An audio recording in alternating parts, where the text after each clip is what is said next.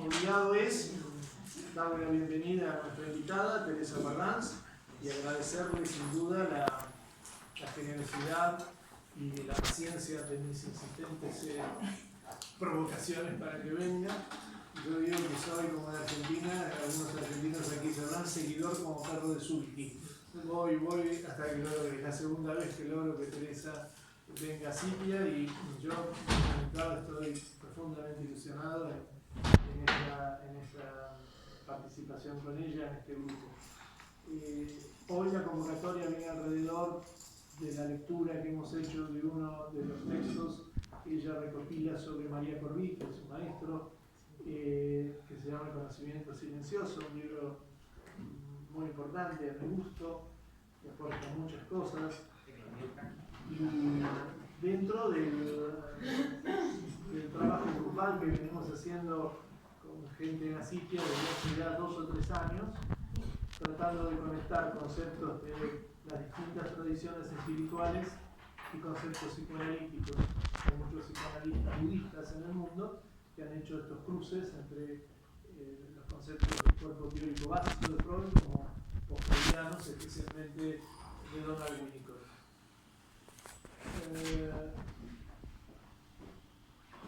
Metodología, vamos a hacer lo más posible, hacerlo dialógico.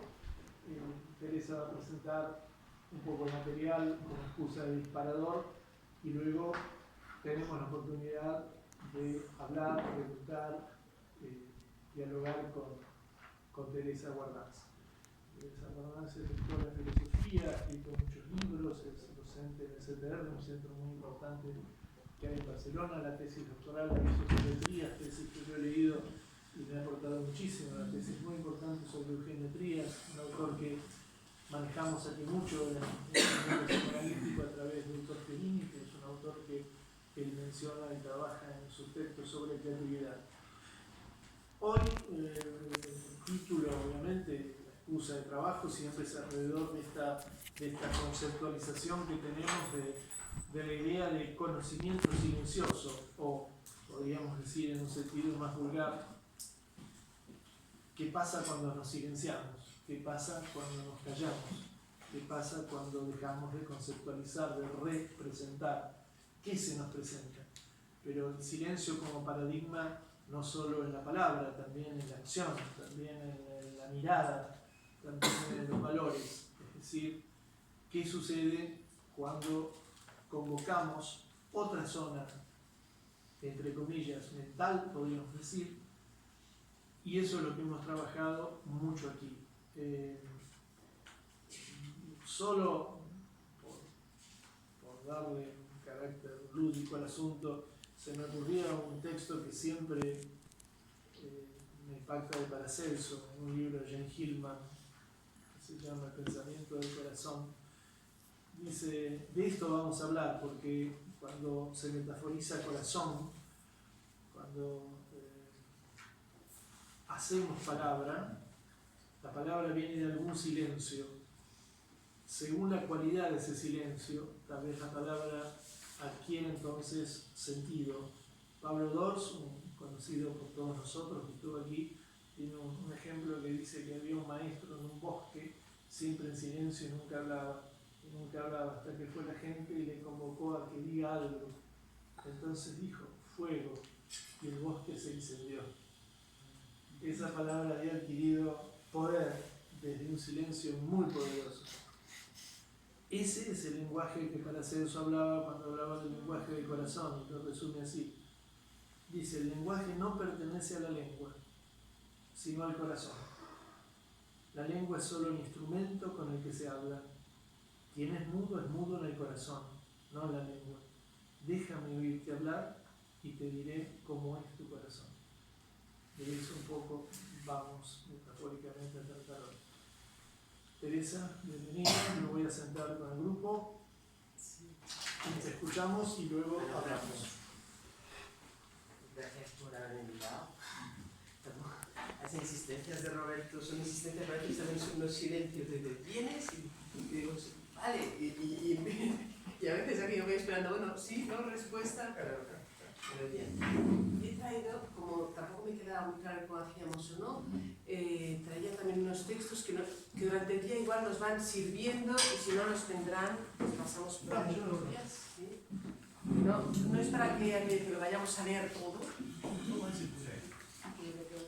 sino que pueden servir en algún momento dado pues, para ilustrar algo, para en algún momento de diálogo que salga un tema que digo, mira, ese texto nos puede servir, y si no en la segunda parte, que igual dialogando ya hemos aclarado, en cambio en segunda parte nos puede servir acercarnos a algún maestro del silencio y trabajar las orientaciones que da, y puede ser una segunda parte del trabajo de hoy los textos. Ya lo iremos viendo un poco según cómo vaya saliendo el diálogo durante la mañana.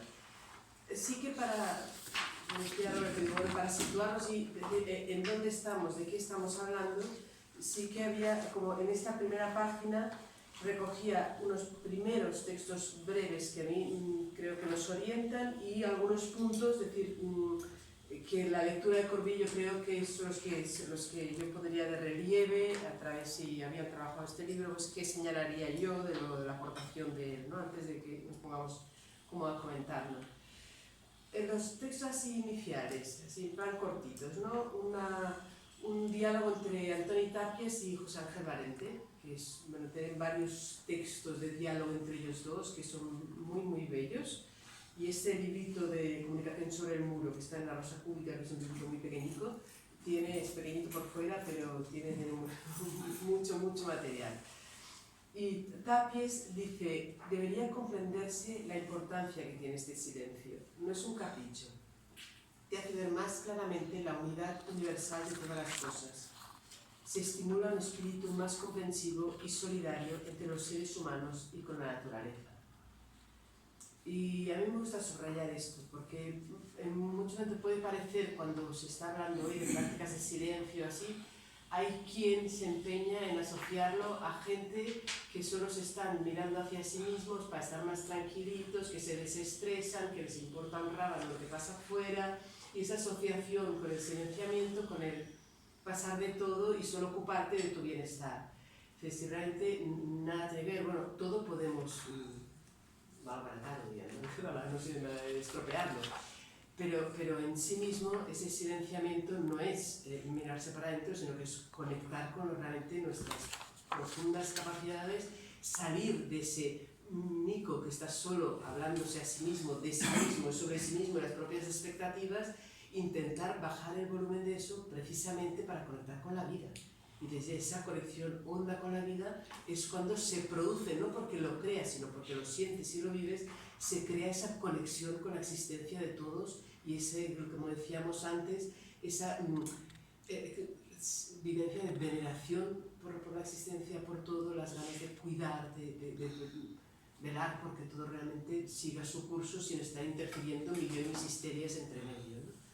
Entonces, por eso el texto de Tàpies, yo creo, bueno, siendo así, te lo dirá también un místico de no sé qué año, con palabras religiosas te estará diciendo lo mismo, pero nos puede sonar raro y lejano, ¿no? Y en cambio, pues más simple que como lo dice Tàpies desde un lenguaje actual, pues yo creo que son pistas que nos sirven.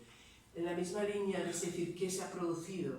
La expresión de Giacometti, que es una anotación en un cuaderno de él, que para mí es una preciosidad de síntesis, ¿no? Luz fulgurante, infinito resplandor de todo. Soy inmortal e infinito, y conmigo todos vosotros. Eso es la vida. Es que ha vivido Giacometti para escribir eso en un cuaderno, ¿no? Esa iluminación, es la pura iluminación lo que ha vivido Giacometti, y en ese momento de iluminación, de irrupción, de algo que ves que es fruto de el mundo separado, no está su ego ya allí en medio hablando y discurseando y él metido en el globo de sus expectativas, ¿no? Algo ahí ha callado, y la vivencia es esa infinitud en todo, y que, o sea, lo decíamos en la no dualidad, es esa vivencia de no dualidad, soy todo, ¿no? Y conmigo todos vosotros. O sea, si uno vive eso, es automáticamente, no puede vivirse eso sin vivirse un interés profundo por todo, porque es que lo que estás viviendo es realmente, es que soy todos, soy los demás, soy eso, conmigo todos vosotros, no puede ser de otra manera, y eso es la vida, ¿no? Como realmente, mientras no estamos viviendo a ese nivel y esto, estamos viviendo como en una pequeño rincón de la existencia sin darnos cuenta de la totalidad que podríamos estar viviendo en cualquier momento, ¿no? Eso es así. Y en la misma línea, entonces, un texto de Corbí, recogido en este libro, que es la palabra esa reconocer, con lo que es como él va apuntando a decir, el conocimiento silencioso no es una suma de más datos, no te está aportando más datos, más conocimientos, más análisis de las realidades, sino que lo que te está poniendo es en pura presencia ante, ¿no? Te estás como callando todo lo que tú estás proyectando y te va ayudando a estar ahí del todo, ¿no? En una actitud de reconocimiento. Dice, no es tan, si realmente vas trabajando en esa línea de conocer desde el silencio, a lo que llegas no es a una acumulación de datos, sino a un reconocimiento. ¿Y qué es ese reconocimiento? Reconocer es hacer presente todo mi ser, con todas sus facultades, a algo que se me hace presente con toda su autonomía y su misterio. Aquí, ¿no? Reconocer es comunión de presencias. La comunión de presencias no es amor, esa es la inconmensurable belleza de nuestro destino. Como tres textos, en la misma línea, tres voces muy distintas, ¿no? Pero que apuntan ahí. Y en la línea de esta presentación, entonces inicial, y siguiendo con Corbí, porque me comentaba Roberto que ya estaba trabajando el libro es El conocimiento silencioso. A mí me gusta de Corbí y lo destaco si comparo con otros autores y cada autor aporta lo suyo. A mí lo que me llama la atención de Corbí, me ha ayudado y me ha acompañado también todos estos años, es su esfuerzo por situar esa experiencia del silencio desde las coordenadas de antropología siglo XX y siglo XXI.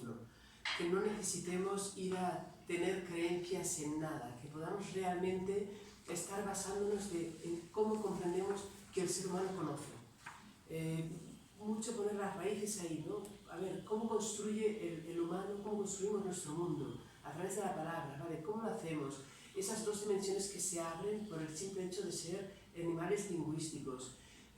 Cómo, en comparación con, he puesto el ejemplo de la abeja 1000 veces, ¿no? Pero cómo una abeja nace abeja sin necesidad de escuela ni de relación yo con otros, porque automáticamente, biológicamente, en sus genes viene todo el código de su comportamiento, del sentido del mundo. Como los humanos no, es culturalmente, juntamente con otros, como vamos desarrollando esa entidad individual que somos, esa comprensión de la realidad, pero esa comprensión de la realidad filtrada a través de ese mundo lingüístico conceptual que nos vamos armando, es siempre una simplificación, una selección, simplificación hecha en función de poder sobrevivir como tales animales viables, ¿no? Pero y ahí, para poder hacer eso, es esa descripción simplificada, selección de unos cuantos datos, armado y organizado en todo ese filtro conceptual a través del que nos movemos. Y vivimos en esa película, gestionada por ese yo que realmente ordena sus recuerdos personales, y bien que lo saben aquí, ¿no? Sus recuerdos personales de lo que les ha servido, no ha servido, los fracasos y los éxitos, para poder tener ese éxito de permanente reconocimiento del resto de la tribu, del resto del grupo, y en ese juego vivimos nuestra existencia. Como Corbí dice, ¿vale? Esa es una parte de nuestra cognición, la otra parte de la cognición que necesariamente el humano tiene que poder incorporar siempre es esa posibilidad de presencia, estar presentes a la escucha de. Ya, o sea, superando la simplificación. La simplificación nos ayuda mientras no nos confundamos y no pensemos que la realidad es la simplificación. Que podamos realmente incorporar esos momentos, esa actitud de estar plenamente ahí, callando, dejando al lado mi simplificación para poder tener noticia de lo que aquí hay. Y como nos decía Tapes al principio, lo que nos aporta ese poder estar ahí es que la realidad, y nosotros mismos como parte de esa realidad, nos podemos como mostrar, presenciar, recibir, tener noticia de algo mucho más que mi pequeña película simplificada en la que nuevamente me muevo. ¿Ves cómo estás en esa superficie en la que te puedes mover y por poco que bajas el volumen de eso, ¡fros! La realidad coge esa hondura en la que notas que tus raíces son las raíces de todo y puedes comprender la hondura que tú mismo eres y todo es. De ahí es donde se genera esa posibilidad de sentir la unión con todo y el valor de todo, mucho más allá del valor que tiene para mí como ser necesitado y si a mí me aporta o no, me reconoce o no me reconoce. Entonces, de alguna manera, Corbí insiste muchísimo en esa necesidad de las dos caras del conocimiento, la hablada y la silenciosa, porque en la silenciosa es en la que se produce la experiencia del valor que tiene la realidad y que tiene la vida. Y es a partir de ese vivir el valor como el ser humano que somos desde las propias entrañas reaccionamos a partir de haber vivido el valor que tiene. No porque haya aprendido de pequeñito un código que me dicen que tengo que querer, ¿no? Porque solo con el código tengo que querer, el día que yo necesito algo me cargo al vecino tranquilamente, porque por delante va mi necesidad, ¿no? Es desde la vivencia honda de algo que se muestra aquí. Esa frase de Santa Teresa que me encantó el día que era ahí, ¿no? Es que en todo hay más en una hormiguita, incluso en una hormiguita hay mucho más de lo que se piensa. Es que hay sensación de haber descubierto, dice ella, nadie me había dicho, yo no sabía que Dios estaba en todo, pero no podía dudarlo, ¿no? O sea, esa experiencia que el siglo XVI de que Dios está en todo y en una hormiguita, y nosotros diremos, soy uno con, no dualidad, todo es eso, los términos que podamos de esa experiencia de qué pasa aquí, ¿no? Pero que es tan fundamental que encontremos las maneras de vivir, experimentar todo eso, trabajarlo, y yo ahí vuelvo, ¿no? Yo creo que de ir a buscar y a recuperar místicos del siglo XIII o autores hindúes, autores budistas con lenguaje budista, nos pueden aportar muchísimo porque hay milenios de sabiduría de la humanidad explorando esas maneras de trabajar con esas capacidades para pasar del nivel de nuestro yo necesitado al nivel silencioso. Con lo cual aprovechemos todo ese legado de métodos, recursos, consejos, todo lo que hay ahí, ¿no? Pero siempre son en unos lenguajes que nos resultan súper ajenos, lejanos, y que tenemos que tener unos códigos de traducción no solo del lenguaje, sino del andamio, la estructura, cuáles son sus coordenadas conceptuales, en dónde se sitúan, cuál es su interpretación del ser humano, para poder, desde ese andamio, poder hacer la traducción y decir, vale, si esto lo traslado a como yo pienso, imagino y concibo al ser humano, siempre tenemos que estar haciendo ese traslado, ¿no? Los textos de Corbí en ese sentido yo creo que nos resultan mucho más cercanos porque es un personaje de ahora que desde lo que es una concepción que podemos estar compartiendo todos de lo que es el ser humano y el método y el sistema de comprensión y cognición del ser humano hoy, nos sitúa a decir, a ver, cuando estamos en un nivel estamos haciendo esto, cuando estamos trabajando en otro estamos trabajando esto, ¿cómo podemos trabajar los dos niveles que no están reñidos? Siempre dice ego y no dualidad no están reñidos, no son enemigos. El único enemigo es considerar, confundir el ego y la visión desde el yo con la totalidad de la realidad. La necesidad de romper con esa identificación. Como nos va dando como pistas y consejos como para romper esa identificación, para poder poner el yo, utiliza mucho esa expresión de vivir el yo como una función de la vida. O sea, función de la vida, no como yo me identifico con eso, sino igual como funciona mi estómago, ¿no? Es una función de nuestra psique que es absolutamente necesaria, pero esa función de la existencia es eso, no es todo, ¿no? Entonces, poder saber cuando estás en ese punto y funcionando desde la función, pero no estás olvidando de lo que has vivido, lo que has sentido, lo que has presenciado en la totalidad, ¿no? En lo que aquí hay. Entonces, ese ego, función, si es consciente de toda esa grandeza, también esa función actúa, vive y siente y decide de una forma muy distinta que si está encerrada sobre sí misma pensando que eso es todo, ¿no? y que su yo y su construcción es la totalidad de la vida y de la existencia. Y de ahí digo, a mí, en ese sentido, encuentro que tiene un lenguaje que además nos habla y siempre invita a ir a buscar maestros de donde sea que te den recursos, pero en cambio nos facilita esa comprensión desde unas coordenadas que nos resultan mucho más cercanas pues, que lo que me pueda explicar pues, un personaje de más de 2.000 o 3.000 años, ¿no?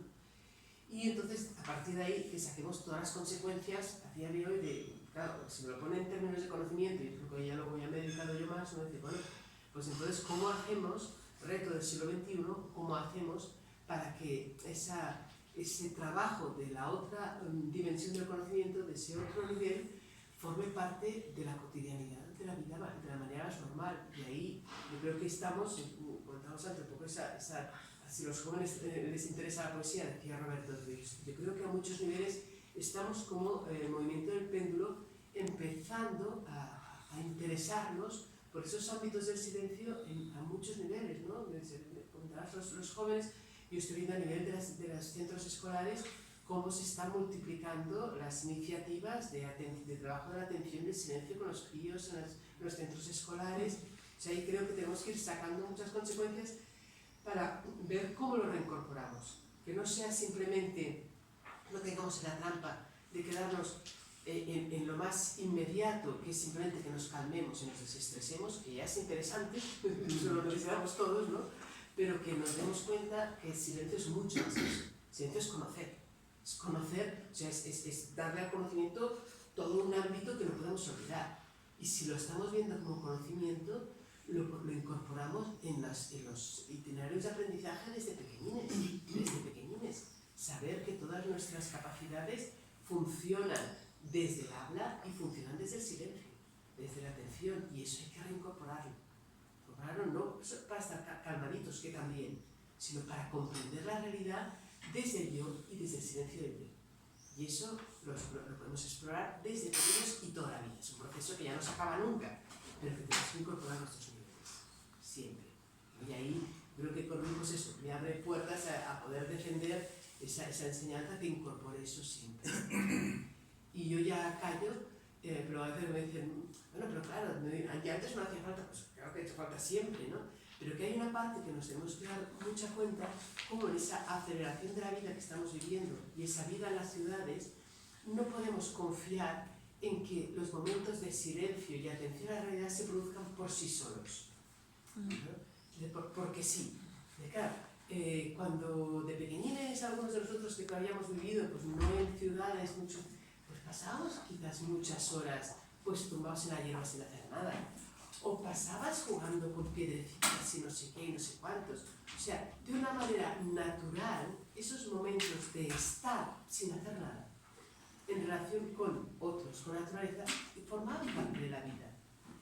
Entonces, ahora no podemos esperar que de una manera... Entonces, en esos momentos, cuando igual se producían esos ratos pues, de admiración, de notar realmente la presencia de la realidad, podía producirse igual de una manera sin haberlo planeado, ¿no?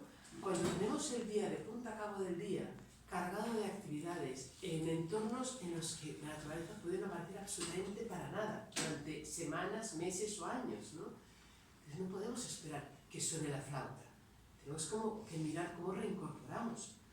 Y en la medida en que no lo estamos haciendo es cuando empiezan a sonar las alarmas y de una manera un poco forzada nos damos cuenta, ostras, es que los críos ya no pueden atender, les falta atención. Pues vale, incorporamos con maneras forzadas de atención. Nos estamos dando cuenta de que algo está faltando, ¿no? Pero de una manera un poco desordenada. Es que nos falta, está trabajando en otra dimensión del conocimiento, que ha formado parte, a veces sin ni saberlo, sin ser conscientes la humanidad. Digo, como cuando durante milenios los humanos han sido cazadores, pero 20.000 generaciones de humanos han sido cazadores, 600 han sido agricultoras. De pensar y son las últimas 4 que viven en las ciudades y la última que está viviendo ya en el mundo digital, como nativos del mundo digital, eso ya es la última, ¿no? Entonces tenemos milenios de humanidad cazadora. ¿Y qué es cazar? Es levantarte y pasarte horas atendiendo así. Oyes un sonidito, si hay una huella, si hay tal olor, si pasa una nube, ¿no? Para poder vivir, no pase. Pero todas nuestras capacidades están preparadas para poder atender plenamente a cada momento. No porque fueran unos santos, sino porque todo el sistema de vida humano está pensado para estar atento a la realidad.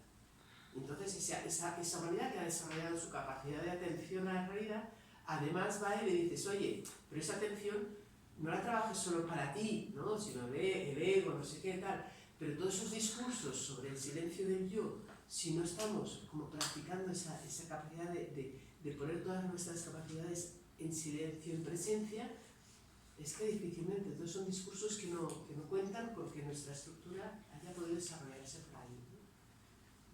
Ya acabo, ¿no? Dices, a ver, eso nos pasó, había gimnasios hace 100 años, todos hemos tenido abuelos trabajando en el campo y tal, y dices, no iban al gimnasio, pero ¿qué falta les hacía? Mi abuelo estaba como un roble. Murió a los 95 años con una musculatura increíble, ¿no? Es cuando te pasas no sé cuántas horas sentado en una mesa delante de un ordenador, cuando empiezas a decir, aquí falla algo, ¿no? Y empezamos a hacer negocio de los gimnasios, y bueno, íbamos al gimnasio, o programamos excursiones. Hace 50 años no hacía falta programar ninguna excursión, porque estaban en excursión todo el día, ¿no? Un poco es ahí cuando de una manera artificial, igual como inventamos los gimnasios y programamos excursiones y el deporte pasa a ser un tema que tiene un espacio en el horario, ¿no? Que eso ha pasado a partir del momento en que estamos tantas horas con un cuerpo que no participa de la vida, ¿no? Pues lo mismo pasa con la atención. La atención no participa de la vida, tenemos que buscar unos momentos como forzados para que pueda desarrollarse y formar parte de la existencia otra vez. Y luego además, entonces, en paralelo y junto con eso, desarrollar la conciencia y hablarlo, dialogar, mirar qué momentos de actividades como adultos y como peques tomamos conciencia de que hay dos niveles de comprensión de la realidad, cómo el ego tiene que tener su sitio, cómo nos alimentamos de esos momentos de experiencia silenciosa de otra. Ese es toda otra parte, pero desarrollando también la herramienta cognitiva, nuestras capacidades de silencio y atención. O sea, son como dos niveles, ¿no? Por una parte, el trabajo de las capacidades y por otro, cómo alimentamos ese silencio. Cómo alimentamos esa conciencia del nivel silencioso de nuestras capacidades, que es poner el ego en su lugar. Uno, encontrar discursos, momentos, posibilidades de que nos hablen de eso, que sepamos que eso puede ser, que eso existe, cómo nuestra naturaleza tiene toda esa dimensión, que está esperando a que la exploremos y la desarrollemos, ¿no? Y cómo lo vamos haciendo, bebiendo de otros y trabajando nuestras capacidades, poniendo a un adico al ego, que es lo que entonces María pone IDS, pone unas siglas en varios libros últimamente. A mí no me gusta mucho su entusiasmo por las siglas, pero bueno, le ayuda cuando habla de IDS, es interés, desapego, silencio, ¿no? Cómo desarrollamos esa capacidad de interés pleno por las realidades, no solamente por lo que yo pueda sacar de la realidad y de mí mismo, sino interés desinteresado, desapego, o desapego o distanciamiento, o sea, que el saber va usándolo en un sentido o en otro, que es esa capacidad ejercitada, esa capacidad de tomar distancia de la realidad para poderla ver, comprender, no desde mi propio juego, sino desde esa distancia, y ese silencio, esa capacidad de realmente que mis capacidades se desarrollen ese nivel de acción, de lucidez plena, estando ahí, no llenas de palabras, sino atendiendo a, pudiendo repetir. O sea, son como difícil a veces poner, cuando él habla de IDS, interés desinteresado, de distanciamiento y silencio, poner una frontera entre una cosa y la otra, porque las tres son tres caras de una misma actitud, pero que se puede, como de alguna manera, poner acento en una, en la otra, analizar cómo se trabaja ese desapego, cómo se trabaja ese silencio, cómo ese interés pleno. Un poco es. De momento yo pararía aquí, porque si yo empiezo a hablar nunca me callo. Y no sé, cualquier debate o preguntas también que haya salido, pues a través de la lectura del libro, a través de lo que haya podido decir, lo que ya llevaran, y después a partir de ahí podemos pues, o recuperar algún texto de Corbí de los que he seleccionado, o de otros autores, cogido a Nisargadatta, que es un Advaita hindú del siglo XX, algún texto de Maestro Eckhart, alguno de Bodhidharma, y para que, pero como yo creo que más es como más segunda parte a partir de ver ejemplos, de apuntar a ese conocimiento silencioso desde mundos culturales más cercanos o más lejanos. Vale, por ahí quiero ahora. Sí, por ahí detrás también. Me interesa que empecemos por aquí porque coincide mucho con el objetivo de nuestro grupo de trabajo, porque es, no sé cómo expresarlo, tú dices, lo hablábamos en la pre-reunión contigo, cómo todo ese mundo que está ahí, que es natural a nosotros, inclusive puede haber, como decíamos, una cierta resistencia, es decir, como hay una resistencia al inconsciente, hay una resistencia a entrar en los mundos de silencio, los mundos no formales, no representacionales. Pero como no es una alternativa al ego, sino que entrar en esos mundos aporta al ego. No se trata, como dijiste, de excluir uno por otro, sino que establecer vasos comunicantes. Juan Mayorga, cuando pasó por aquí, el dramaturgo, dijo algo muy bonito que a mí me quedó, el aporte de la conferencia de él para mí fue esto. Dice, cuando uno se acerca mucho al otro, y eso tiene que ver mucho, se puede decir también de nuestro trabajo, cuando uno se acerca mucho al otro, dice, ve la herida y la luz. Nosotros trabajamos como psicoanalistas con la herida, pero ahora estamos tratando de ver qué pasa si también traemos y exploramos la luz al ego, que es algo más trans en todo caso. Pero claro, la herida está y las causas de la herida aparentemente son más inmanentes. Pero ¿qué beneficios trae también para el sujeto traerle la luz? Ese silencio, esa unidad donde él pertenece, que también tiene un factor apaciguante, desnarcisizante o desneurotizante, ¿no? Bueno, ese primer punto es muy importante para nosotros, porque a veces hay un prejuicio de que uno, porque se interesa por la meditación, la espiritualidad, tiene que ir a un monasterio y quedarse en la actitud contemplativa.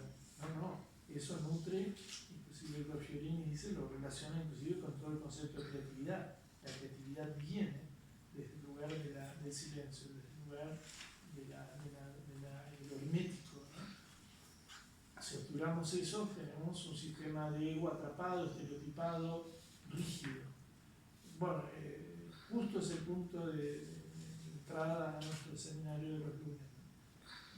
Me gusta verlo dicho porque también comentar que a mí me gusta la insistencia en Corby y en otros autores. Sí, pero no es matar al ego. Cuando digo matar al ego, digo absurdidad, ¿no? No es matar al ego, no es una especie de demonio ahí que está, si os hubiera entrado el demonio dentro, ¿no? Es como la asociación con el demonio. Matar al ego, no es situar en su lugar, que no ocupe todo, y ese ego que ya por naturaleza siempre está herido, porque siempre tiene heridas de infancia, no hay ego sin heridas de infancia, ¿no? Entonces, que existe en su lugar, ¿no?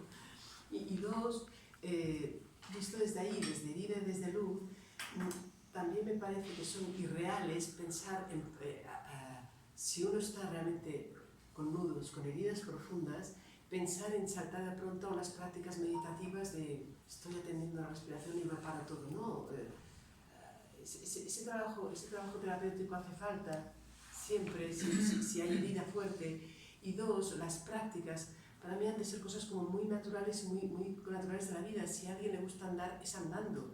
Si te gusta, o sea, es potenciar esa parte en que no estás centrado en ti y diriges toda tu atención a alguna otra cosa. Pero esa otra cosa puede estar dibujando, puede ser cantando, puede ser esas actividades de no hacer por conseguir algo, o sea que no, todo mi círculo está focalizado en eso que tengo que hacer porque necesito, porque tengo que hacer, porque me esperan, no sé qué, no, sino dedicar ratos a algún tipo de actividad que va empezando a abrirse brecha en tu nivel silencioso. Puede ser eso, lo que a ti te gusta hacer, pero por el gusto de hacerlo, cantar, dibujar, andar, cocinar, da igual, ¿no? Esos ratos en que sales del círculo alrededor de la herida y potencias otras.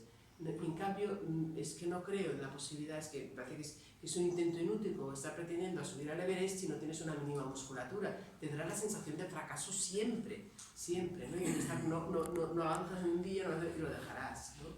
Entonces, con lo que tú puedes, sí puedes trabajar y ocuparte ratitos en actividades en las que no estás en la rueda de ese yo exigente, sino que puedes empezar a abrir brecha en ese otro nivel silencioso, ¿no? A mí eso me parece que es una vía mucho más real, ¿no? Que no pensar que hay alguien que tengo que matar y yo aquí me silencio, me pongo a respirar y a atender 1000 respiraciones, y es una batalla inútil.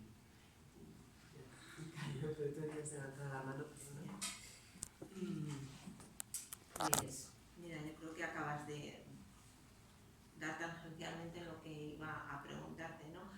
A mí me ha interesado mucho lo que has comentado de que si si miramos un poco al terreno educativo, se ve que cada día hay más iniciativas de introducir a través de la escuela este tipo de conocimiento. Y yo quería preguntarte, porque hace unos días tuve una conversación con una persona, hablábamos de la potencialidad que tiene la experiencia del silencio y tal, y entonces esta persona me comentaba que él lo veía como que, y me voy o sea, yo quiero enfocarlo con miras a la humanidad, ¿no? A la humanidad hoy en día en el siglo XXI, ¿no?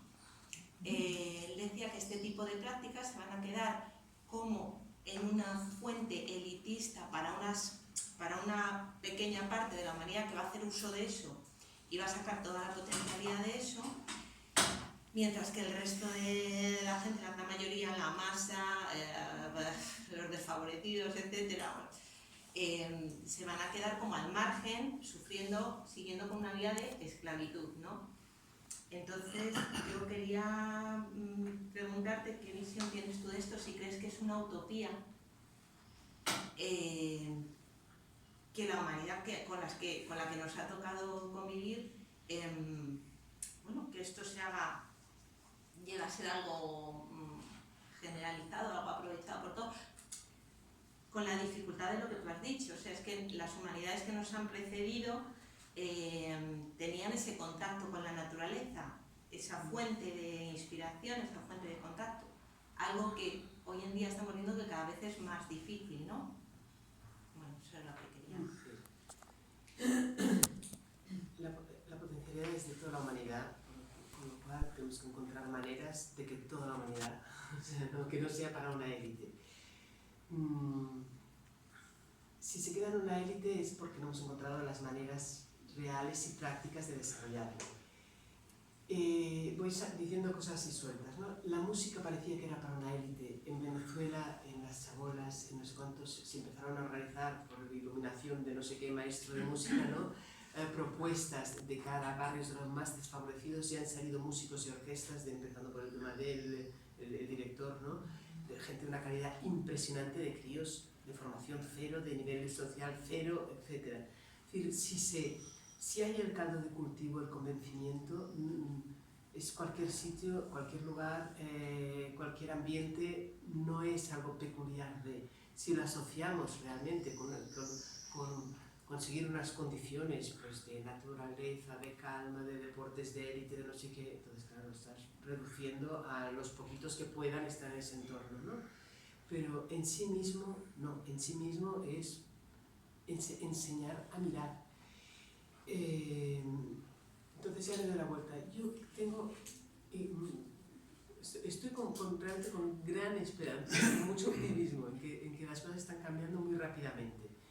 Por un lado, esa sensación de, ostras, que los críos están medio histéricos, no pueden atender, no sé cuánto, entonces vamos metiendo prácticas de atención. Y digo, bueno, eso es como poner tiritas, no, está bien, necesitamos la tirita, pero comprendamos que es mucho más, que no es una práctica de atención para calmar, para que luego les puedas meter los mismos conceptos de siempre, ¿no? Así como, sino que es una manera realmente de desarrollar sus potencialidades y desde cualquiera de las asignaturas y preparar ese ser conocedor desde el uso de sus capacidades de distintas maneras. Unas son las cognitivas y las otras son las silenciosas. Y eso, yo digo, ¿por qué tengo mucha esperanza? Porque el dinero lo necesita. O sea, lo que se está proponiendo ahora no es distinto de lo que pudo proponer Montessori, de lo que pudo proponer de Crowley, toda esa cantidad de educadores, ¿no? que ya veían al crío como un ser unitario, con toda serie de potencialidades que se tenían que desarrollar desde sus capacidades más hondas, ¿no? Esas propuestas estaban, pero 1000 veces han quedado como de minorías, ¿no? De minorías. Cuando ha sido el capital que se da cuenta, decir, oye, es que sacáis de las escuelas unos críos que no sirven para nada, ¿no? Que son incapaces de creatividad, son incapaces realmente, básicamente, de creatividad, de comprender el mundo, de estar cambiando, porque vienen con unos conceptos, o sea, todo el aprendizaje conceptual ha ocupado el 99% de todos los años que han estado en la escuela, les has embutido en sus cabecitas 1000 conceptos que cuando salen de la escuela todo eso que han aprendido ya ha cambiado, y no tienen recursos para realmente entender la situación en la que están, cambiar y tal. Entonces, claro, se dan cuenta de decir, oye, eso es verdad, pero ¿cómo pueden esos niños cambiar? Niños y niñas, ¿no? ¿Cómo realmente, cómo esa creatividad de dónde nace? Esa creatividad no nace de tener muchos conceptos dentro, esa creatividad nace de que esos críos sean capaces de una autoconciencia honda, de entender las situaciones, de presencia silenciosa, de esa distancia que les permite entender lo que tengan delante, no lo que aprendieron, sino lo que tienen delante. Pero para que un niño o una niña pueda entender lo que tiene delante, o un joven o tal, quiere decir que es capaz de que todo ese mundo de proyecciones, expectativas y tal, que va siempre con él, lo silencia, lo aparca, no ocupa todo su escenario. Y desde ahí, realmente con profundo interés por todo, entonces tenemos que desarrollar profundo interés por todo, cómo se desarrolla, etcétera. Por decirte, estamos yendo a parar a un mismo punto de necesitamos, tanto la gente que necesitamos para que esos críos sean productivos, como los que decimos necesitamos ese desarrollo para que esos críos sean amantes de la vida. O sea, de hecho nos estamos dando cuenta de que las capacidades que hay que desarrollar son esa capacidad de atención silenciosa de donde nace el interés por todo y nace la capacidad de autoconciencia, de comprensión de uno mismo, de los niveles emocionales, todo eso hay que desarrollarlo. Y entonces es cuando la escuela realmente impulsada, entonces es cuando el Ministerio de Cultura dice, si la empresa lo necesita, hagamos sistemas de enseñanza que contemplen eso, eduquemos por competencias, no eduquemos por asignaturas, sino por competencias, la competencia de aprender a aprender, la competencia de aprender a ser, la competencia de entender al otro, la competencia matemática, eso también, o sea, no olvidemos la matemática, la lingüística, pero esos programas que se están realmente ya como generalizando de desarrollo por competencias pueden ser muy, muy, muy útiles para repensar una enseñanza que hasta aquí era de conceptos y podía quedar para una élite, para escuelas especiales que desarrollaban. Summerhill, por ejemplo, era una escuela especial fuera del contexto global, ¿no? Y se me está viendo de las escuelas Waldorf, se me va el nombre del fundador de las Waldorf, Steiner, ¿no? Que ahora me estaba veniendo a la cabeza Steiner. Pero o María Montessori, ¿no? Que son todo iniciativas que dices que ahí van por ahí. Pero mientras todo el contexto no veía la necesidad, quedaba en pequeñas élites. Y élites no necesariamente ricas, porque, a ver, escuelas Waldorf o María Montessori hay en sitios muy sencillos y no necesariamente va asociado, pero para mí son élites mientras no sea algo colectivo, algo que ya va llegando a una mayoría. Por suerte, estas propuestas, tanto Steiner como María Montessori, no necesitabas muchos medios materiales, necesitabas el convencimiento de los educadores, sin más. Entonces, eso no tiene por qué ir asociado a... Pero si todo el sistema público está empeñándose en unos currículums de conceptos, eso va entrando siempre como forzado en los márgenes, ¿no? Es cuando el sistema público dice, no, eduquemos por competencias. Entonces, eso te abre un marco en que si los educadores tienen muy claro que esas competencias no solo son para que esos niños y niñas sean mucho mejores productores económicos, sino que sean felices, entonces ya ese trabajo por competencias da mucho juego, ahí se puede hacer muchísimo. Yo creo que ahí se ha abierto una brecha muy, muy interesante. Bueno, yo estoy encantado escuchándote y completamente de acuerdo con lo que planteas, aunque lamentablemente mi visión es más pesimista que la tuya y me parece que puede ser útil que exponga aquí las preocupaciones que me inundan, ¿no? Porque tú estás hablando de que hay dos niveles en el conocimiento y yo creo que, si te he entendido bien, el nivel más superficial lo realizamos desde un yo muy individual. Sin embargo, el conocimiento más profundo es el silencio que nos comunica y nos hace compartir con todo. Es más un conocimiento colectivo, donde nos estamos identificando con colectividades.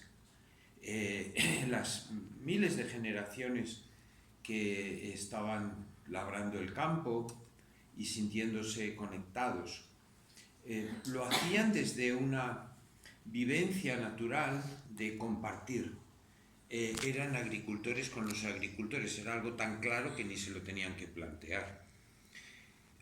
Ayer tuvimos aquí mismo un encuentro muy interesante con un autor que es un gran experto en la teoría del apego. Y yo he estado hablando con él, Mario Marrone, y tenemos un proyecto de que un día vamos a dar una charla sobre un apego que está faltando en la sociedad actual, que es el apego tribal. La tribu falta. La tribu es una unidad de identificación colectiva que en el mundo actual falta. Quedan vestigios como por ejemplo el fútbol, donde la gente se aferra, ¿no? En este momento en Barajas hay miles de seguidores del Madrid que se van a Cardiff hoy porque es lo que queda de sentimiento de tribu, pero es poco. Por otro lado, el desarrollo actual del capitalismo, el capitalismo último, apunta, desde mi punto de vista, a lo contrario de lo que tú planteas. Apunta a reforzar el individualismo y a aislar a las personas de sus grupos de identificación, de sus grupos de referencia. El último avance es la familia. Hay en la ideología actual, desde el feminismo, desde la ideología de género, desde la ideología LGTB que se está imponiendo como el pensamiento correcto, etc., hay un ataque brutal al núcleo de identificación que es la familia. ¿Para qué? Para crear una sociedad de individuos aislados que sean consumidores, porque es mucho más fácil producir objetos todos iguales para gente que va a aceptarlo todo tal como se lo estás dando. O sea, quiero decir que ese capitalismo actual que tú optimistamente dices va a producir un enriquecimiento, desde mi punto de vista pesimista, está produciendo lo contrario. Lo que quiere es crear individuos todos igualitos que no piensen en el nivel 2 y que se queden en una concepción únicamente del nivel 1, que es donde más se va a consumir. ¿Sabes? Por eso... Sí. A ver. Yo no digo que sea el capitalismo dejado a la buena de Dios, o sea, que siga su propia dinámica interna, va a ese individualismo de los consumidores, necesita generar consumidores. Yo no estoy diciendo que el capitalismo sea la panacea. Digo que los sistemas, tanto científicos, económicos, en sí mismos no tendrían por qué ser eso. Estamos desarrollando suficientes medios, instrumentos para realmente poder ser todos felices, ¿no? Si lo quisiéramos, si se desarrollara a nivel 2. Así se ha dejado a la buena de Dios aquello que quien mande sea Facebook, vamos a ese individualismo cerrados cada uno como consumidor delante de su pantallita, ¿no? O sea, una cosa es que la potencialidad esté de que sea otra cosa y otra es a dónde va el sistema si se deja sin interferir en él, sin guiarlo desde nuestra capacidad de interés por todo y no por lo que puede dar de sí la producción de beneficios inmediata, ¿no? Que es a donde nos lleva entonces ese sin mirar nada, generar y lo que va generando es este individualismo. Yo no diría que lo que yo digo sea que, como has dicho, que si el nivel más del 1, el nivel superficial de la sobrevivencia es de individualidad y el otro es más de colectividad. Yo digo que, porque los dos se dan las dos cosas, sino el nivel de superficial, ¿no? El cognitivo que selecciona en función de las necesidades de un yo, funciona a nivel de las necesidades de ese yo. Y puedes decir, no es un individuo cerrado, es la suma de individuos egocentrados. O sea, la sociedad, somos seres sociales, pero seres sociales puede ser la suma de individuos egocentrados o si esos individuos egocentrados se abren a su potencialidad honda, desinteresada, amante, gratuita, esa suma de individuos están abiertos a ese interés por todo, en donde pueden descubrir la unidad que los transita, ¿no? Eso que nos hace iguales a ti y a mí, ¿no? Si yo me miro desde mi necesidad, estamos en competencia, como animales en competencia. Si yo me puedo mirar desde esa maravilla de la existencia que hace que tú estés respirando y yo estoy respirando, se genera en mí, no he olvidado mis necesidades, pero puedo ver en ti esa maravilla de la vida como la veo en mí. Entonces sumo a mis necesidades un respeto hacia el otro, una veneración hacia la existencia del otro, que de alguna manera pone límites a ese mecanismo de la necesidad tan depredador, que como funciona de por sí mismo. No sé qué otro... Entonces, otro punto que me ha apuntado aquí cuando hablabas de los agricultores, y he puesto aquí, trabajo en equipo. Digo, cada época ha tenido en su modo de sobrevivencia formas que pueden facilitar o pueden ser, no es que solo sean, pueden ser momento o ámbito de trabajo o de desarrollo de esa conciencia tribal o de conjunto. Los trabajadores, los agricultores, cuando construían una casa, la casa granja, se ayudaban entre todos, cuando tenían que recoger la cosecha entre todos, era su manera, por natural, aunque cada uno miraba para sí, pero había esa parte de trama social, ¿no? Hemos vivido un proceso de cada vez más el individuo, que parecía que no necesitábamos a los otros. Por suerte, yo creo que vuelve a haber un descubrimiento de decir, pero es que necesitamos a los otros. Cuando los conocimientos se han especializado tantísimo, necesitamos trabajar en equipo. Solo, nadie, no sé si un psicoanalista puede solo, pero en cualquier otro trabajo, médicos, investigadores de lo que sea, economistas, necesitas del conocimiento de los demás. Ayer venía yo en el tren y estaba leyendo el periódico y decía, estaban explicando que se han descubierto un tipo de agujeros negros distintos de los que se conocían hasta ahora. Me encanta leer esas cosas de las que no entiendo absolutamente nada, porque voy leyendo y solo me queda como cuando leo poesía, ¿no? Ese sonido de maravilla, de que no sabemos nada, que se nos abre aquí una inmensidad, que somos como mosquitas que estamos, ¿no? Y me queda ese, pero me quedé con el dato. El artículo se ha publicado en la revista no sé qué y lo han firmado 1.400 investigadores. ¡Pam! Me quedé con eso, ¿no? Dice, ese pequeño o gran conocimiento es fruto de 1.400 investigadores.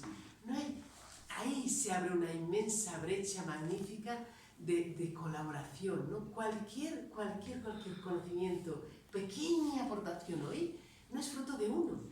Uno no puede nada. 1.400 firman un artículo, ¿no? Es fruto de una colectividad, y una colectividad global. Esos 1.400 tampoco son de un laboratorio. Seguro que han habido ahí 500 laboratorios en el mundo entero, cruzando países, cruzando lenguas, cruzando culturas. O sea, ahí yo veo que hay otra vez ese sentido de tribu en unas formas totalmente distintas de la tribu que está instalada protegiendo una tierra, como podían ser las tribus nómadas pastoras, ¿no? Que es la tribu va protegiendo a su ganado y a sus pasturas, no sé cómo se llaman, ¿ves? Sus campos, sus prados, sean donde sean, vas avanzando, es esa tribu que no está asociada con un territorio, que es donde nace ese concepto de tribu. Luego está el concepto agrícola, ¿no? Ya entonces ya está asociado a una tierra en la que ya se han sentado generación y generación, porque el cultivo entonces ya es cuando te da identidad con esa tierra, no con un ganado que se mueve y una familia que se mueve buscando prados, sino con una tierra que se cultiva. Esa tribu va cambiando de conceptos según cómo vivimos. Y ese concepto de humanidad global cambia cambia radicalmente cuando estamos en ese conocimiento tan especializado que todos necesitamos a todos. Ningún especialista en ningún campo se vale por sí mismo. Es nadie si no puede contar con la colaboración de todos y si no está dispuesto a poner su conocimiento al servicio de los demás, todo lo que va descubriendo, ¿no? Si no hay ese enriquecimiento no se da ni un paso. En ese sentido veo que ahí se nos abre una inmensa brecha otra vez de colaboración, de restablecer lazos globales de un modo radicalmente distinto, pero ligado a las formas de vivir. Y que sea ligado a las formas de vivir para mí no es negativo, somos seres necesitados y si todo ese desarrollo de nuestras capacidades hondas gratuitas van ligadas a nuestras necesidades de sobrevivencia, es cuando no son de una élite, es cuando son parte de la vida de todos. Y se cultivan y se trabajan como parte de la existencia. Te puedes quedar en solo al servicio de la necesidad, desarrollarlo, o ahí se abre esa brecha que dices, bueno, puedo ir más allá de mi necesidad. Y ahí es donde pueden empezar a trabajar los maestros espirituales, maestros, maestras de esa humanidad, siglo XXI o siglo lo que sea. Pero cuando el medio es connatural a la forma de sobrevivencia, cuando no estamos inventando algo que no tenga que ver con la realidad. Y prueba de ello, cuando decíamos, ¿no? Dices muy egocentrados, sí, muy egocentrados, muy individualistas, pero no está la cantidad de jóvenes compartiendo en internet cantidad de información. Hay mucha información que solo para decir, qué guapa soy, ¿no? Mira cómo sonrío, mira qué bien me van las cosas, qué feliz soy. Hay mucha información que es solo eso, puro escaparate de mi yo. Pero hay muchas otras horas dedicadas a, oye, te regalo eso porque a mí me ha gustado, ¿no? O te regalo eso porque a mí me ha interesado. Y a esa cantidad de conocimientos que se están compartiendo en la web, que busques lo que busques, ahí está. ¿Por qué alguien se ha encontrado una dificultad? Digo yo, oye, la HP no, ha dejado de escanear. Y busco y digo, a ver, ¿cómo se hace? Y miro y me encuentro 100 respuestas de gente que ha tenido ese mismo problema y no se ha guardado la solución. Se le ha ocurrido colgar la solución para que yo, en otro punto del planeta, me encuentre 100 respuestas de lo que han hecho ante eso. Es que a mí esa parte altruista no se me ha ocurrido. Yo he solucionado el problema y no se me ha ocurrido colgarlo. Pero ¿cuánta gente está colgando las soluciones o lo que ha encontrado tal para que otros puedan tenerlo? Por decir ahí, ¿dónde está mi optimismo? ¿No? Aprendamos también pues, a reconocer que cómo va surgiendo, que son formas que no tienen que ver con nuestro modelo hasta ahora, ¿no? Pero está ahí, ¿no? Surgiendo modos nuevos, pero está ahí. Solo una cosa, yo estoy de nuevo Sí, totalmente de acuerdo. sin negar que la depredación está ahí, sí, que la violencia está ahí, que el que haya un tío que haya inventado un juego, que el final del juego sea que los jóvenes se suiciden, está ahí, o sea, no niego que el mal, el demonio, la violencia, las ganas de destruir están ahí con la misma potencia, eso está. Sí, yo no quiero acaparar porque seguro que hay muchas intervenciones, pero solo un detalle. Estoy de nuevo totalmente de acuerdo contigo y de hecho el trabajo que hacemos en la editorial está basada en esa idea de crear sinergias de gente que colabora por el placer de colaborar, de crear algo colectivo y además con un sentido de tribal, ¿no? De colectividad, porque estoy seguro de que el pensamiento ese a nivel 2 de identificación con el universo se hace a través de identificaciones parciales como más amplias cada vez, ¿no? O sea que yo me conecto contigo, que te escucho y me nutres el alma, entonces empezamos a tener una identificación y empiezo, gracias a ti, a conectarme con autores que estás mencionando y voy creando una red de conexiones identificatorias cada vez más amplia, etc. Estoy totalmente de acuerdo. Pero, ¿qué piensas, por ejemplo, de la moda creciente del pensamiento único que está invadiendo la sociedad?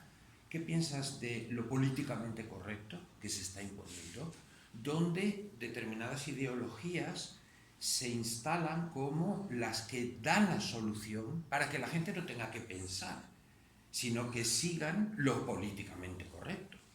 Y esto está apoyado por medios de comunicación, por cadenas de televisión, o sea, por un poder fáctico que a lo que apunta en contra de todo lo que tú estás diciendo es a individuos que no piensan y que consumen de una manera individualizada y que no piensan porque se apuntan por miedo a disentir a lo políticamente correcto. A mí lo políticamente correcto me parece que es gravísimo lo que está ocurriendo y está invadiendo la sociedad. ¿Con eso qué hacemos? Lo que tú estabas comentando antes me parece que va un poco por esa línea, ¿no? Está muy bien lo que tú estás diciendo, está absolutamente genial. Puede ganar lo que tú dices. Pero ¿qué hacemos ante todo esto que está invadiendo y que tenemos que tener lucidez de qué ocurre? Simplemente tenemos que tener lucidez de qué ocurre, lucidez de que los medios de comunicación son potentísimos y te pueden meter una visión de la realidad y realmente la ves a través de los medios de comunicación de esa manera, o sea, todo eso está. y está ahí. Y solo podemos hacer más que intentar ser lúcidos, intentar por donde podamos cada uno, pues es ir abriendo brechas, mantener, abrir otra cosa. A la vez, como dices, esto está ahí, también cuánta gente pues está intentando salir de eso, crear conciencia. Ahora, Teresa, O sea, ahí está. yo creo que lo que planteaba Manolo es un momento visible y apariencia, pero apliquemos un modelo marxista antiguo de la década de 60, cuando Baudelaire explica cómo se van transformando los modos de producción. Entonces él dice, toda la evolución de los modos de producción, del esclavismo hasta la industrialización y el capitalismo, se iban configurando dentro del modo predominante. Quiere decir que ya todo el sistema burgués estaba instaurado en la Edad Media, y lo que sucedió es que se desmanteló la Edad Media y apareció la burguesía. Si uno se queda viendo la inclusive hiperactividad de la Edad Media al final de la Edad Media, se cree que es pesimista, pero no vio que se estaba desarrollando algo debajo y que los sistemas dan últimos zarpazos cuando hacen un cambio evolutivo.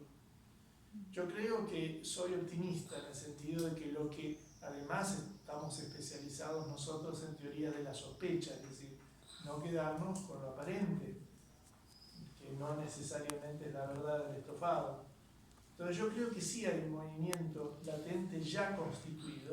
Yo creo que el sistema capitalista en su fase neoliberal, neocapitalista está muerto, creo que ya es un zombie, y está surgiendo algo muy nuevo que todavía no entendemos qué es, y que tiene que ver, al contrario, con una especie de transtribu. No son las tribus de antes. La globalización tiene un efecto aparente muy negativo en lo vistoso, en lo ruidoso, en los juegos que terminan en el suicidio, pero también tiene un elemento de red muy global, en donde McLuhan decía, ¿no?, que estamos en una aldea global. Pues ahora estamos en una situación de eco global.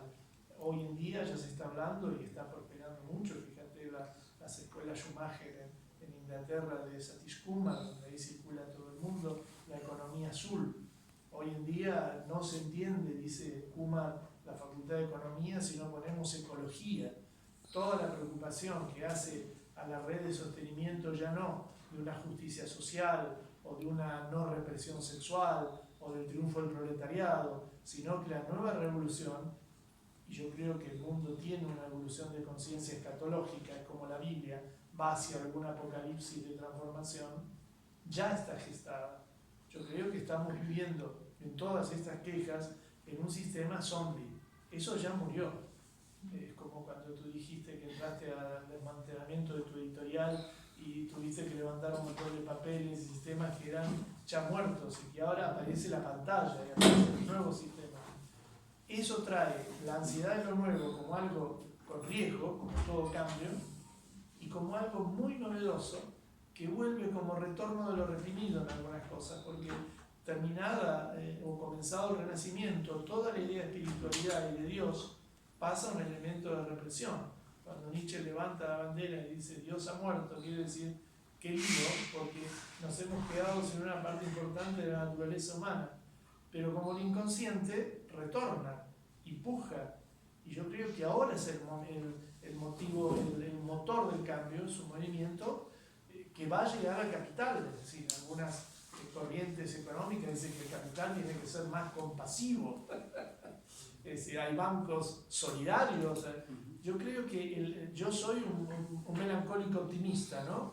Si te lo pones a pensar, creo que otro de los elementos importantes que maneja todo el movimiento de espiritualización de la conciencia en su evolución es la idea que acabamos de leer del texto, la asunción a una solución del gran tema de la humanidad, que es la muerte, mediante la instauración otra vez de que ni nazco ni muero, sino que hay una idea de inmortalidad en mí. Porque otra de las ideas que acojonan al sistema en su narcisización es la negación de la muerte, el pánico que da al sistema actual la finitud. En los sistemas que estamos intentando activar, ese temor está no sublimado, sino transformado y dulcificado. Con lo cual, digo, y termino, yo creo, algunos filósofos, inclusive algunos filósofos catalanes, a uno que se vino a vivir aquí ahora, ¿cómo se llama este que puteaba tanto contra los nacionalistas y se vino a vivir a Madrid con su hija? Tengo un lapsus. Bueno, ahora me voy a acordar. Él dice, yo creo que estamos asistiendo ya a un nuevo sistema que no sabemos muy bien cómo es, pero todo esto que estamos hablando ya es obsoleto. Ya nos estamos quejando de cosas que han muerto prácticamente. Dentro de estos últimos años, digo que tenía el empeño, de hecho ya es su empeño desde el inicio, cuando empezó a pensar el conocimiento y tal, pero que ahora ya se ha focalizado en eso, es lo que llaman la epistemología axiológica. ¿Cómo, Es interesante. sí, cómo desarrollamos los discursos de valores para realmente convencernos socialmente de los cambios, ¿no? Dice, hasta ahora pensábamos, la humanidad pensaba, y organizó sus sistemas míticos, pensando que el cómo teníamos que vivir y qué teníamos que hacer y tal nos venía dado pues en el Sinaí o en donde fuera, ¿no? Pero pum, de algún lado te caía la verdad, ¿no? Claro, hoy en día nos damos cuenta que somos nosotros los que decidimos hacia dónde vamos y cómo. Pero ¿cómo lo transmitimos? ¿Cómo creamos esa conciencia colectiva? No podemos esperar simplemente que las cosas salgan solas, esperando que ya nos convenceremos. Hay que imaginar ya cómo desarrollamos ese discurso del valor que queremos explicar, convencer, transmitir y tal, ¿no? ¿Cómo se hace? Todo eso que un poco en escuelas de economía, no sé qué y tal, pues ya van sabiendo, ¿no? La importancia de las narrativas, el tal. Eso sé que se va trabajando mucho, pero él lleva toda esa reflexión diciendo, dice, vale, los mitos, la gente se creía pues que nos llegaba desde fuera. Ahora somos conscientes de que no, que hacia donde va un grupo social lo decide el propio grupo. Pero tenemos que diseñar conscientemente, no podemos estar esperando que las cosas salgan porque sí, porque si salen porque sí, el poder de la depredación es mucho más fuerte que el de la desegocentración, o sea, que el del silencio, ¿no? Ahí va mucho más fuerte, más rápido, y ahí tenemos que encontrar esa manera de ver cómo hacemos para espabilarnos a crear esa conciencia. Esa conciencia necesita sus discursos, y discursos no solo palabras, sino formas de realmente prácticas, actividades y tal, que ayuden realmente a que el nivel de desarrollo del silenciamiento coja tanta fuerza o más que el de la depredación, ¿no? Eso es lo que él, y en la web del CTR va colgando, ya va como con 4 volúmenes de epistemología axiológica. En la web de CTR hay una cosa que pone algo así como grupo de investigación de valores, o cuando se buscan en nuestros libros las obras de Corbí, todos los últimos van por ahí. Creo, para que nadie se desanime, que falta en el resumen, o sea, falta en la epistemología axiológica, o que él tenga tiempo de eso que la publicación en internet tiene ese hándicap, si quieres, que se puede subir enseguida a la red cosas que no están del todo trabajadas. Como ventaja, mira, estás asistiendo al proceso de elaboración de esa persona y todo ese pensamiento. Como receptor, te encuentras con libros que no están del todo trabajados y maduros.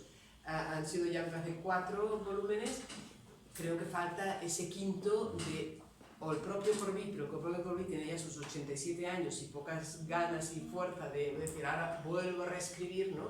Que de entonces que haga de ese proceso de reflexión de los últimos 8 años que ya lleva con eso, que sea realmente, pues decir, vale, muy bien, lo esencial es esto y que haga una versión simplificada. Y si no la hace él, que la pueda hacer alguien de su equipo más inmediato ahora en la epistemología axiológica, que hay varios que están trabajando por ahí, ¿no? Porque un poquito sería una aportación en esa línea que es importante, que tomemos conciencia. Yo creo que la solución tampoco te la da una persona en este momento, pero es una voz más dentro de ese reflexionar cómo hacemos para que realmente podamos cambiar el sistema desde dentro, pero no esperando que las cosas saldrán bien porque sí, porque sí saldrán mal. O sea, eso, el poder de la depredación es muy potente, ¿no?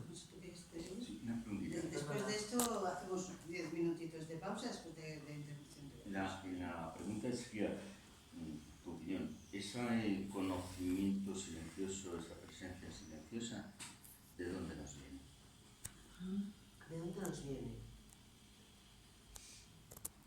De la vida. biológica o es una conexión energética, vibracional? Diría que, a ver, es todo eso, pero nos viene de algo mucho más sencillo, de haber construido el mundo simplificando lingüísticamente. O sea, una abeja, vuelvo a las abejitas, a los delfines o lo que sea, ¿no? Yo no sé si, voy a mi perro. Mi perro, que no había visto nunca ante un ciervo ni no sé qué, si yo puse un día una grabación de esas de sonidos del campo, esos típicos, ¿no? De pajaritos y sonidos y no sé cuántos más, pues sonidos de, no sé si eran de Alaska o no sé dónde, ¿no? Y se empiezan a oír ciervos, ¿no? El sonido del branido de los ciervos, que podría haber sido de Sierra no sé qué de España, pero es de allá. Un ser que está en la habitación empieza a ponerse súper nervioso y al cabo de unos cuantos intentos de mirándome a decir qué me está pasando, empieza a salir del lobo que llama a la manada para cazar el ciervo. Eso está en potencia en sus genes. Está en potencia en sus genes cómo comportarse como grupo y funcionar para poder cazar, para poder sobrevivir. Igual como está en potencia en sus genes cómo aparearse y cómo vivir socialmente. Lo tienen marcadísimo. Hay unas circunstancias en que eso se despierta y otras en otro medio que no se despierta. Pero no necesita desarrollar, o sea, está, se pone en marcha, pero eso está genéticamente transmitido. En su código genético está su mundo. Y si ese mundo se va desarrollando a medida que hace falta, pero está. En los humanos no. Los humanos, nuestro código genético es el gran invento de la humanidad, es favorecer la adaptabilidad. ¿Qué problema tienen el perro, las abejas y demás? Que cambian las circunstancias y en su código genético no hay respuestas para situaciones que no existen en su código genético. Y ahí esa especie desaparece. Pero no puede desarrollar, o desaparece o tiene suficientemente tiempo para que generación detrás de generación en su código genético esa modificación genética que le permita la adaptación a unos sistemas. Eso es lentísimo. La humanidad desarrolla un sistema de adaptación muchísimo más rápido, que es borrar muchas instrucciones de ese código genético. Nacemos con unas instrucciones básicas mínimas, muy mínimas, mamar y pocas más, y de eso saben bastante más ustedes que yo. Y lo que venimos es preparados para aprender. Y esa realidad nos la transmitimos por aprendizaje cultural. Por aprendizaje cultural seleccionamos términos, los metemos en sonidos, ahí desarrollamos los conceptos y nuestra percepción se va adaptando a ese mundo conceptual que nos vamos transmitiendo. Tenemos todo un paquete.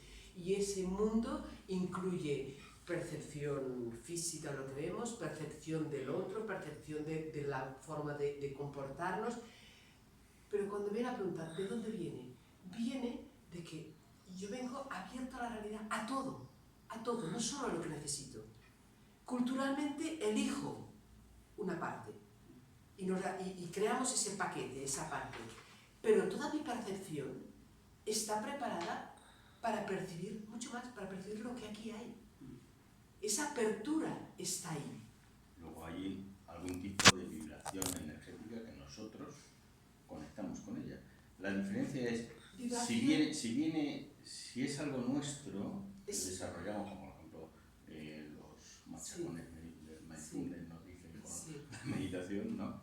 O si es algo externo que nosotros hemos podido desarrollar para detectar. ¿Cómo le dirías si hay un velo que corres? Hay un velo que abres. Hay un velo que abres. ¿Qué está pasando entonces? ¿Es de ti hacia ahí o de ahí hacia aquí? Cuando al correr un poco un velo, percibes algo dentro y fuera, que ves es la vida, la existencia, ves los lazos íntimos profundos con todo. Entonces, es desde mí hacia ahí que se está generando una comprensión o un transmitir yo algo hacia afuera, o es desde dentro hacia aquí. Es una Creo que ¿sabes? será a la vez. Es a la vez, para mí es a la vez. Es a la vez. Una Claro, autora... pero ahí vamos al tema de dualidad. Si hay una energía externa a nosotros, de la cual nosotros también formamos parte, pero tenemos dos niveles de vibración, uno este y otro nivel de vibración que nos permite, en la India se dice que la meditación, uno no llega a la meditación te llega a ti, ¿no? Entonces, Y son las dos cosas verdad. y son, claro, Bueno, porque el si trabajo, no haces el trabajo meditativo, trabajo no de te llega, correr, ¿no? de esa meditación, de que el velo no sea tan grueso, tan opaco. O sea, hay muchos hilos que puedes ir de alguna manera como sacando, ¿no? O sea, trabajando desidentificaciones, desidentificaciones. No sabes en qué momento, flash, la entrada de la luz. Y ha entrado la luz porque yo he corrido ese último hilo que era el que está, o ha entrado la luz porque ha entrado. Entra de repente porque pasa algo como que te descabala toda tu existencia y sientes algo, dices esto Entonces, no eso pasa, puede pasar por momentos de un accidente, por ejemplo. o puede pasar por un trabajo personal, pero el hecho es que hay un momento en que esa luz entra, ¿no? O esa luz, o ese velo se descorre. Y lo del accidente tiene todo el sentido, porque normalmente nuestro yo va funcionando, ¿no? De pronto tienes por lo que sea, algo, ¿no? Un momento de accidente de coche, un momento de accidente o de alguien muy cercano a ti que de pronto muere, o te enteras de, ostras, tiene tal enfermedad, el subtrack, el golpe, la sacudida, gracias. La sacudida es tan fuerte que tu yo habitual calla, deja de funcionar. Al dejar de funcionar es como si se hubiera corrido ese velo. ¿No? O sea, ese dejar de funcionar puede ser por un esfuerzo de prácticas de meditación, puede ser porque haya habido esos momentos así, pero hay algo que separa, ¿no? Y en ese algo que separa, entonces irrumpe esa posibilidad de realidad inmensamente más densa, más misteriosa, más todo que lo que era mi pequeño diseño. ¿Ves? Hay un texto que yo la verdad es que estuve, lo mencioné, porque lo menciono muy a menudo y en cualquier YouTube de los que pueda aparecer, porque ya no lo cito, no me atrevo a leerlo, porque ya me lo he oído tantas veces colgado en internet, ¿no? Pero lo recomiendo. Y lo tengo colgado también en la web de CTR, ¿sí? Que es de Jane Goodall, la climatóloga y sus chimpancés y tal, ¿no?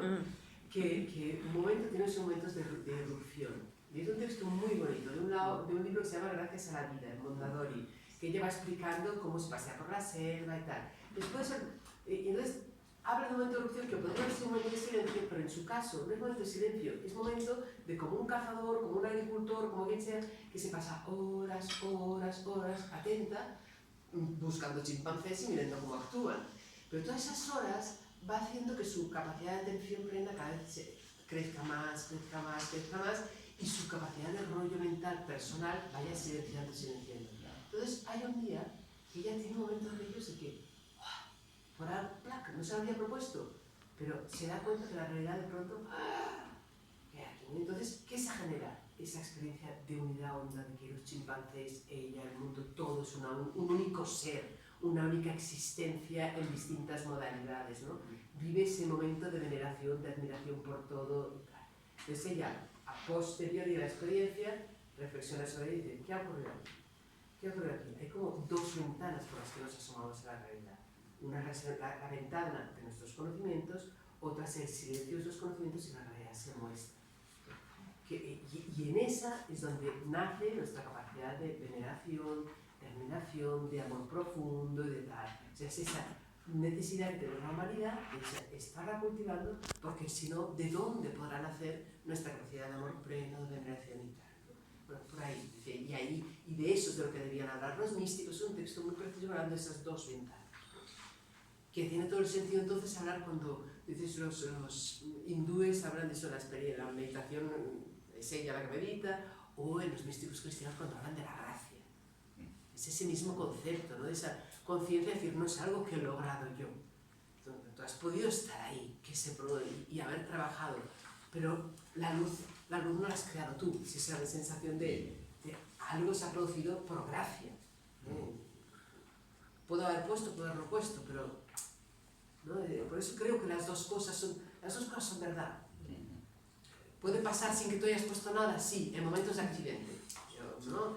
O que has puesto sin ser consciente de, como Jane Goodall, que en su trabajo iba poniendo, iba silenciando sin tener ninguna conciencia de que ella estuviese trabajando su silencio, ¿no?